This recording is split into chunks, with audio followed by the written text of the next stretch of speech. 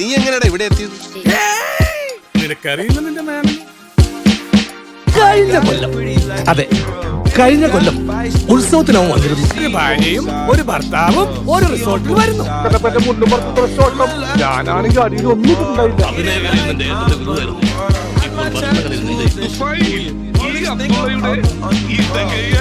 ഞാൻ ജോലി നോക്കിയിരുന്ന ഷേഖിന്റെ പറമ്പിൽ ഒന്ന് കുളിക്കാൻ വെള്ളം കിട്ടുമെന്നറിയാൻ ഞാൻ കുളിച്ചു നോക്കിയതാ. അപ്പോഴാണ് ഷേഖിന്റെ പറമ്പ് മുഴുവൻ എണ്ണപ്പാറോണ്ട് അറിയുന്നത്.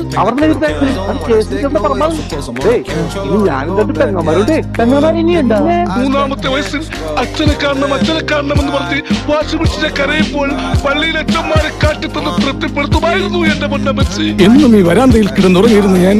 ഒരിറ്റു സ്നേഹത്തിന് വേണ്ടി നടത്തറ വാസന്തിയുടെ വീട്ടിൽ പോയില്ലായിരുന്നുവെങ്കിൽ എന്താകുമായിരുന്നു എന്റെ കഥ. പിന്നെ അകാലത്തിൽ അന്തരിച്ചു പോയ എന്റെ പ്രിയപ്പെട്ട മുറപ്പെണ്ണ് എന്റെ ചെമ്പഴത്തിയുടെ മുഖസാധിച്ചുള്ളതിന്റെ പേരിൽ പിന്നെ ഒന്നും ചെയ്യുന്നില്ല.